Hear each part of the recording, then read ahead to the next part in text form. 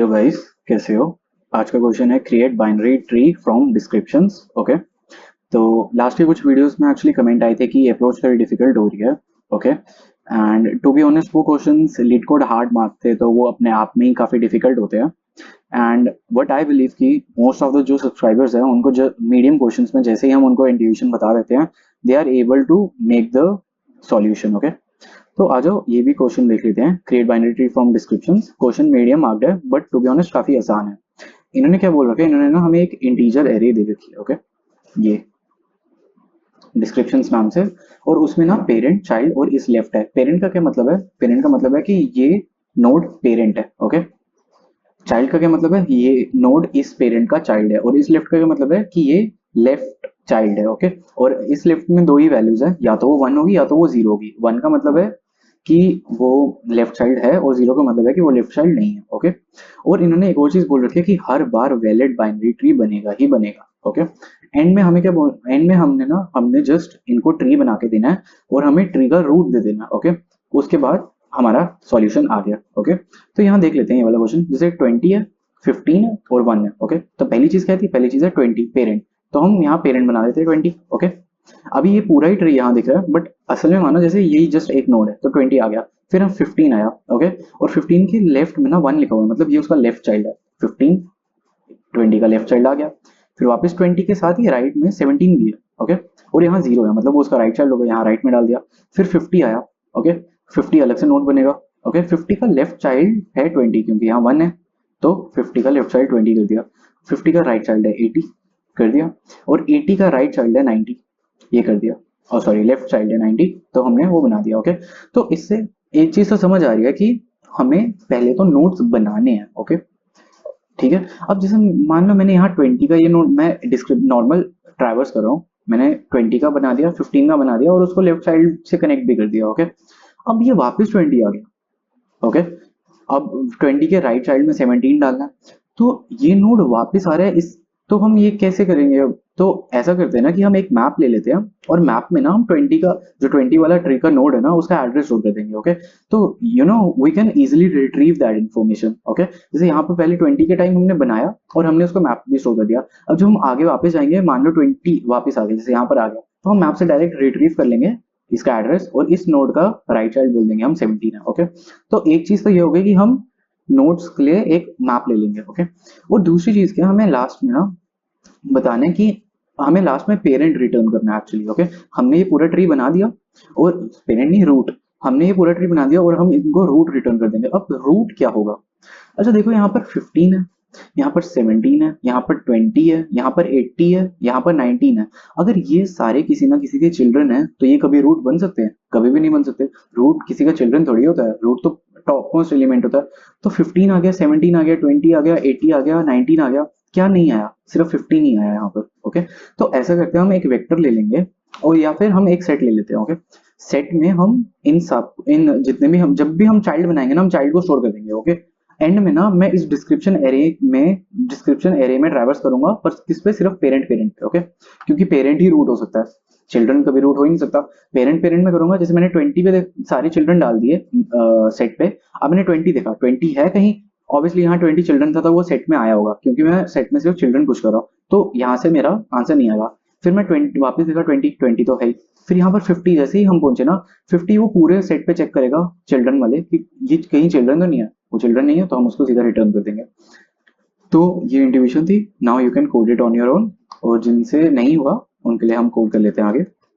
तो ये unordered map ले लेते हैं, जैसे मैंने बोला था। और अनऑर्डर्ड मैप कैसा होगा? ट्री नोड टाइप का होगा, tree node star. Okay, tree node star MP. Okay, अब यहाँ पर मैंने ट्री नोड स्टार क्यों लिया? क्योंकि मैंने एड्रेस स्टोर करना है। ओके, अब यहाँ पर दूसरा ट्री नोड स्टार के साथ, दूसरा ट्री नोड स्टार ना चिल्ड्रन को रिप्रेजेंट कर रहा है। ओके, कि 50 का चिल्ड्रन 20 है, जैसे यहाँ पर 50 का चिल्ड्रन 20 है, और सेकंड चीज 50 का चिल्ड्रन 80 भी है। ओके, क्योंकि मैंने नोड बना लिया ना, अब जैसे अब नेक्स्ट टाइम कभी मेरे को 80 का चिल्ड्रन बनाना है, तो मैं नया 80 थोड़ी बनाऊंगा, मैं डायरेक्ट इस मैप में से ढूंढ लूंगा कि मैप में वो चीज प्रेजेंट है कि नहीं, मैंने बना रखा है कि कभी की नहीं। ओके, तो और दूसरी मैंने क्या चीज बोली थी, यहाँ पर हमने लेना है चिल्ड्रंस के लिए एक सेट ले लेते हैं। वेक्टर भी ले सकते हो, अनऑर्डर्ड सेट, और वो INT होगा, और इसको ST नाम दे देते हैं। अब ये INT क्यों होगा, क्योंकि इन्होंने जो हमें एरे में दे रखा है ना वो सिर्फ इंटीजर्स है, और हमें इसकी वैल्यू से ही पता चल जाएगा। ओके, अब डिस्क्रिप्शन पे ट्रैवर्स करते हैं, क्योंकि हमें नोट्स बनाते रहने हैं अब। For auto disc of description. Okay, हो गया। अब क्या है, सारे पहली चीजें ना हम लोग सब चीजों को अलग अलग कर देते हैं। तो INT P ले लेते हैं पेरेंट। पेरेंट क्या होगा, पेरेंट डिस्क्रिप्शन का 0th पार्ट है, 0th पार्ट है पेरेंट। ओके, फिर INT चाइल्ड देख लेते हैं, चाइल्ड डिस्क्रिप्शन का फर्स्ट पार्ट है, और फिर लास्ट है INT लेफ्ट, कि वो लेफ्ट है कि नहीं, और वो डिस्क्रिप्शन का सेकंड पार्ट है। ओके, अब हमारे पास सारी इंफॉर्मेशन आ रखी है। ठीक है, अब क्या करेंगे, अब हम देखते हैं कि if mp dot find parent equal to mp dot end, मतलब हमने कभी पहले पेरेंट बनाया भी है। अगर हमने पेरेंट बनाया तो ऑब्वियसली हमने उसको हमारे मैप में पुश करा ही होगा, बट यहाँ पर इसका क्या मतलब है, इसका मतलब है कि हम मैप में ट्रैवर्स कर रहे हैं और हम एंड तक पहुंच गए और हमें पेरेंट नहीं मिला। अगर पेरेंट नहीं मिला तो पेरेंट बना देते हैं, mp p इक्वल टू, यहाँ पर ट्री नोड नहीं आएगा, यहाँ पर क्या आएगा, यहाँ पर आएगा INT। ओके, मैंने पहले तुम्हें बोला था स्टार्टिंग में कि यहाँ पर एक पेरेंट होगा और एक चिल्ड्रन होगा, नहीं नहीं, हम वो चीज नहीं करेंगे, हम सिर्फ पेरेंट्स के बेसिस पे बना रहे हैं। ओके, तो यहाँ पर जो पहला INT है वो क्या है, वो पेरेंट का नंबर डिनोट करेगा, किसी चीज से डिनोट करना ही था, और इन्होंने बोल रखा था कि डुप्लीकेट्स नहीं है। ओके, सारे यूनिक है, तो हम ऑब्वियसली यूनिक हैं, तो हम उसको एज अ मैप वैल्यू ले सकते हैं। तो INT मतलब 50 से 50 का नोड जो हमने बनाया ना वो कनेक्ट हो जाएगा। सेकंड चीज हमारे पास नोड, क्योंकि हमें एड्रेस चाहिए, जैसे 50 पहली बार 20 आया और 50 का था, तो हमने डायरेक्ट कनेक्ट कर दिया। अब जब नेक्स्ट टाइम कभी 80 आएगा तो हमें 50 का एड्रेस वापस चाहिए होगा ना। ठीक है, तो MPP क्या है, मतलब MP50 फर्स्ट केस के लिए, MP50 equal to new tree node. Okay, और यहाँ पर जस्ट P दे देंगे, ये दे दिया तो हम एक नया नोड बन गया इस P वैल्यू के साथ। ओके, ये केस था जब हमारे पास हमारा जो नोड था वो था ही नहीं। अब यही सेम चीज हम चिल्ड्रन के लिए भी कर लेते हैं, चिल्ड्रन भी तो नहीं हो सकता ना, चाइल्ड कर लेते हैं MP डॉट एंड, मतलब हमारे पास चिल्ड्रन का नोड है ही नहीं पड़ा, इसमें चिल्ड्रन का नोड पड़ा ही नहीं है। ओके, तो MPC equal to new tree node C।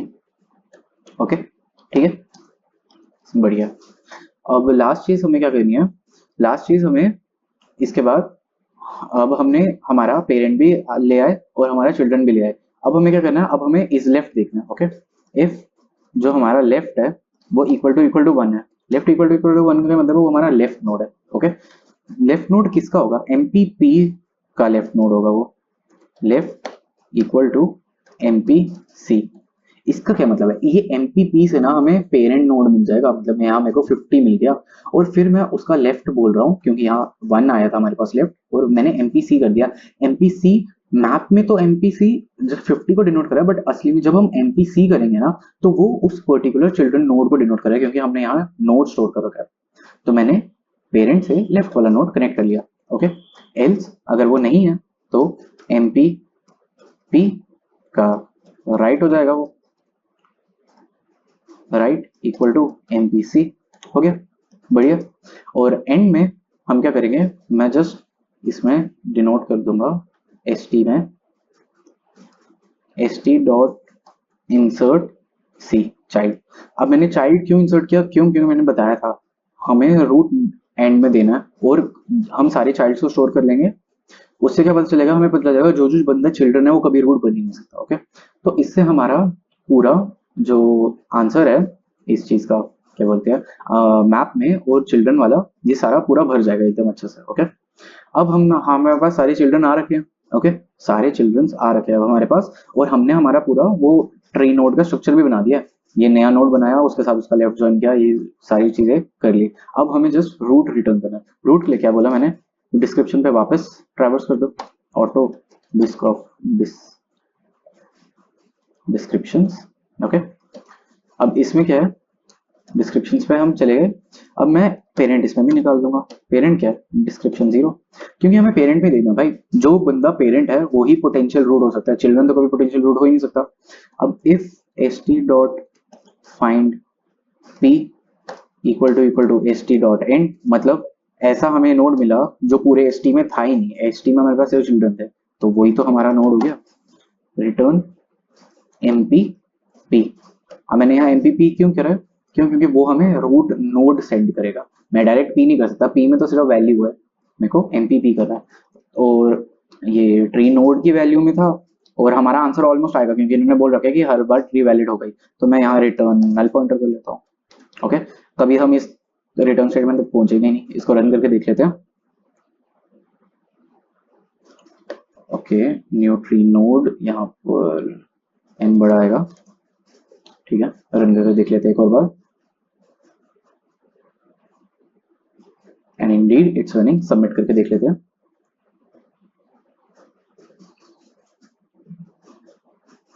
और ये सबमिट भी हो रहा है, ठीक है। और ऑर्डर ऑफ एन की कम्प्लेक्सिटी है इसमें, क्योंकि एक बार डिस्क्रिप्शन को यहाँ पर ट्रैवर्स कर रहे हैं, एक बार डिस्क्रिप्शन को यहाँ पर ट्रैवर्स कर रहे हैं। ओके, और ऑर्डर ऑफ एन की स्पेस कम्प्लेक्सिटी भी है, एक ये मैप के लिए और एक ये स्टैक के लिए।